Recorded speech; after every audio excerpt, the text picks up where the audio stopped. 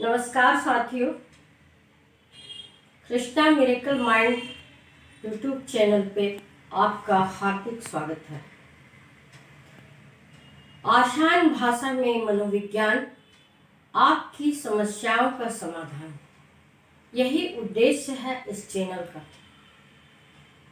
हम इसमें मानसिक समस्याओं से जुड़ी, सामाजिक सरोकार से जुड़ी समस्याओं पर उचित परामर्श देते हैं, जानकारी देते हैं और लोगों में मानसिक स्वास्थ्य के प्रति जागरूकता फैलाने का हर संभव प्रयास करते हैं। तो साथियों, हमारा यह वीडियो एक श्रृंखलाबद्ध तरीके से आपके पास आएगा, जिसमें हम एक एक करके मानसिक समस्याओं के ऊपर या मानसिक विकृतियों के ऊपर विचार करेंगे। इस श्रृंखला की पहली कड़ी है आज डिप्रेशन से शुरू करते हैं।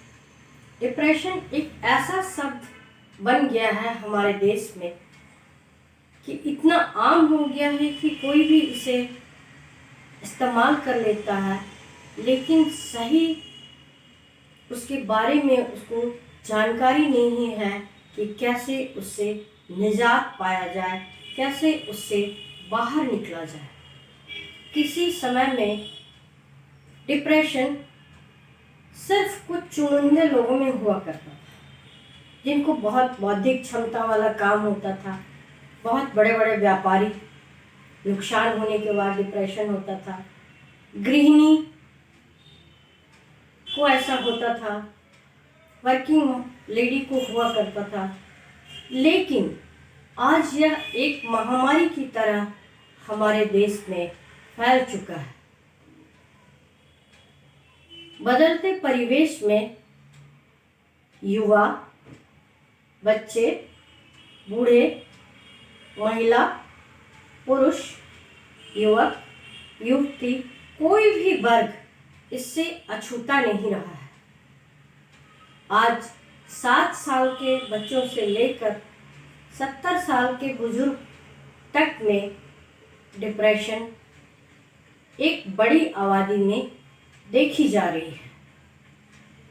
सर्वे के अनुसार हमारी पूरी जनसंख्या की 14%, जो कि एक बहुत बड़ा नंबर होता है दोस्तों, किसी न किसी मानसिक समस्याओं से, मानसिक विकृतियों से पीड़ित है।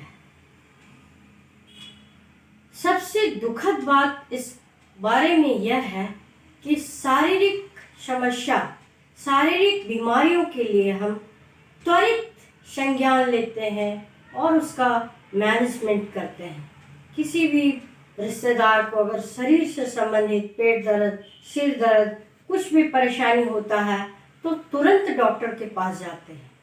लेकिन मानसिक बीमारी के बारे में अभी तक हमारे समाज में उतनी जागरूकता नहीं आई है जितनी कि होनी चाहिए।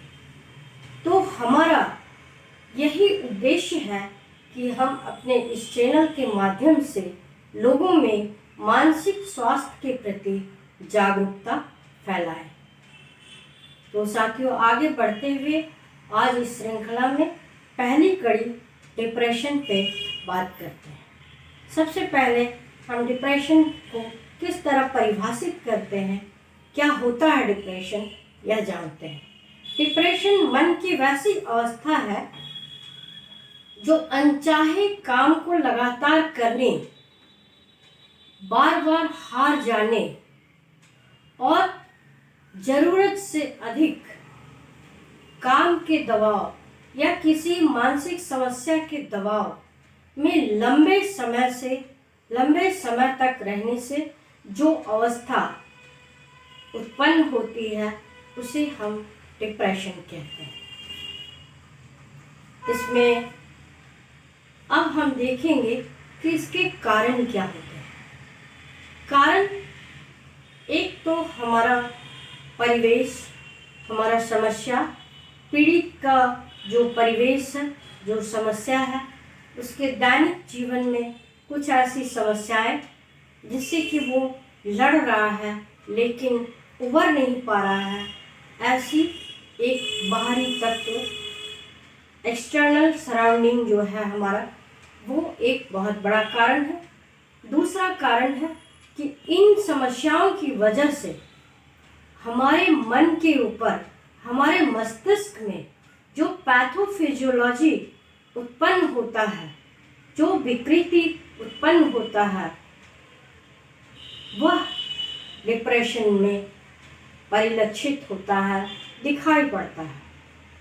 इसमें अगर इसे सरल शब्दों में कहें तो जो हमारे ब्रेन के न्यूरोट्रांसमीटर हैं, वो उनमें कुछ व्यवधान आ जाती है, कुछ बहुत ज़्यादा काम करने लगते हैं, कुछ कम काम करने लगते हैं। जब हार्मोनल बैलेंस नहीं रहता है, हार्मोनल इम्बैलेंसमेंट और न्यूरोट्रांसमीटर के काम में, फंक्शन में जब डिसबैलेंसमेंट आता है, तब डिप्रेशन के रूप में ऐसी अवस्था परिलक्षित होती है। अब इसके सिम्टम्स पे बात करें तो इसमें सबसे पहले, जैसे कि इसका नाम में ही नीत है, उदासीनता। उदासीनता तो कभी ना कभी हर एक व्यक्ति को होता है, लेकिन इससे पीड़ित व्यक्ति लगातार बिना किसी कारण के या बिना किसी कारण उसको समझ में आए, वो लगातार हफ्तों, महीनों और कई कई बार तो सालों उदासीन रहता है। वह खुशी के माहौल में भी जाता है तो भी उदासीन, इवन कि वो पार्टी में भी जाता है तो वो एक कोने में बैठ के उदासीन हो जाता है, उदासीन रहता है, किसी चीज़ में रुचि नहीं होती है, जिसकी वजह से उसको भूख कम लगती है, नींद कम आती है, चिंता ज़्यादा बढ़ जाती है, ओवर थिंकिंग की समस्याएं ज़्यादा हो जाती है, बहुत ज़्यादा एक विषय में सोचते रहना, वो भी बिना आधार का, आधार रहित कुछ तो आधारित होते हैं, और 5% आधारित सोच पर वो 95% का एक सोच क्रिएट कर लेते हैं, और उसी ओवर थिंकिंग, उसी एंजाइटी के तनाव में वो दबे रहते हैं और डिप्रेस हो जाते हैं, उदासीन रहते हैं। इसमें भूख न लगना, नींद का सही नहीं होना, उदासीनता होना, दैनिक कार्यों में रुचि नहीं लेना, अपने पसंद के काम में भी रुचि नहीं लेना, आदि कई सारे लक्षण परिलक्षित होते हैं, देखे जाते हैं। अब डिप्रेशन हो गया, अब क्या करें? तो इसमें दुख, फिर वही कहूँगी कि लोगों के प्रति, लोगों में मानसिक स्वास्थ्य के प्रति, उसके विकृतियों के प्रति उतनी जानकारी नहीं रहती है, अवेयरनेस नहीं रहती है, तो लोग क्या करते हैं कि उसे इग्नोर करना शुरू कर देते हैं।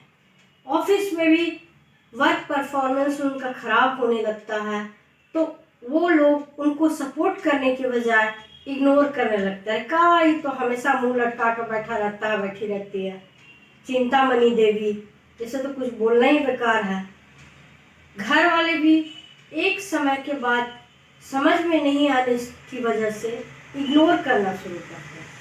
क्या हमेशा मुंह लटका कर बैठता, अपना तो मुंह लटका रहता ही है, हम लोगों का भी दिन खराब कर देगा। और इस तरह की जब प्रतिक्रिया पीड़ित को सुनने को मिलता है, या प्रत्यक्ष या अप्रत्यक्ष, तो उसकी बीमारी और भी बढ़ जाती है। ऐसे में हम क्या करें? ऐसे में हम 3 कदम तुरंत उठा सकते हैं। पहला, तुरंत से बिना देरी किए मरीज को, पीड़ित को मनोचिकित्सक के पास ले जाना चाहिए, क्योंकि दुर्भाग्य से आम डॉक्टर, दूसरे डॉक्टर के पास आप ले जाएंगे, वो पैरामीटर नापेंगे, ब्लड प्रेशर ठीक है, ब्लड रिपोर्ट ठीक है, वो अच्छा ये ड्रामा कर रहा है, कुछ तो हुआ नहीं, कोई डायग्नोसिस नहीं आया, ले जाइए इनको, थोड़ा समझाइए बुझाइए। लेकिन इससे आपकी समस्या का हल नहीं होगा। डॉक्टर टू डॉक्टर रन करते रहेंगे, आपको समस्या का हल नहीं मिलेगा। तो बिना देरी किए ऐसे मरीज को जिनमें 2 महीने से अधिक उदासी के लक्षण दिखते हो तो मनोचिकित्सक के पास ले जाइए। प्रारंभिक स्तर पे अगर साइको काउंसलर के पास ले जाए तो डॉक्टर के पास जाने की ज़रूरत ही नहीं पड़ेगी। लेकिन चूंकि प्रारंभिक अवस्था में यह पहचानी नहीं जाती है तो सबसे पहले इन्हें डॉक्टर के पास ले जाए और साथ ही इसका एक कॉम्बो थेरापी होता है। डॉक्टर ट्रीट करते हैं, कुछ मेडिसिन देते हैं जो वो ब्रेन में हार्मोन इम्बैलेंस जो होता है, हार्मोनल इम्बैलेंसमेंट जो होता है उसको करेक्शन करते हैं। उसके बाद साइको काउंसलर के पास ले जाइए, वो एक तकनीकी रूप से उचित मार्गदर्शन करेंगे। उसके बाद एक कॉग्निटिव बिहेवियर थेरापी होता है जिसमें मरीज जब वो थोड़ा खुश रहने लगे, जब वो उबरने लगे, जब वो ठीक होने लगे तो उसमें एक CBT कॉग्निटिव बिहेवियर थेरापी आता है जिसमें कि उसके मनपसंद काम को उसे कराने के लिए प्रोत्साहित किया जाता है। तो यह जो कॉम्बो थेरापी है साथियों, यह बहुत ही उपयोगी है। तो अपने नज़दीकी में किसी भी व्यक्ति को लगातार उदासीन देखें तो उसके घर वाले नहीं भी जानते हैं तो आप उन्हें बताएं कि वो तुरंत से या तो मानसिक सलाहकार साइको काउंसलर के पास ले जाए, उसके बाद डॉक्टर के पास ले जाए और ठीक हो तो कॉग्निटिव बिहेवियर थेरापिस्ट के पास ले जाए तो उनको कुछ ही हफ्ता या कुछ ही महीनों में उनकी हालत सुधर जाएगी। वो पहले की तरह खुशनुमा, सुखी, सहज और शांत हो जाएंगे। तो ये थी हमारी जानकारी आज की साथियों। हमारे वीडियो को लाइक करें, अधिक से अधिक शेयर करके अपना राष्ट्रीय कर्तव्य और मानवता का कर्तव्य निभाएं और अधिक से अधिक सब्सक्राइब करें ताकि हमारा नोटिफिकेशन आपके मोबाइल में तुरंत आ जाए और आप अगली वीडियो देख सकें। धन्यवाद साथियों।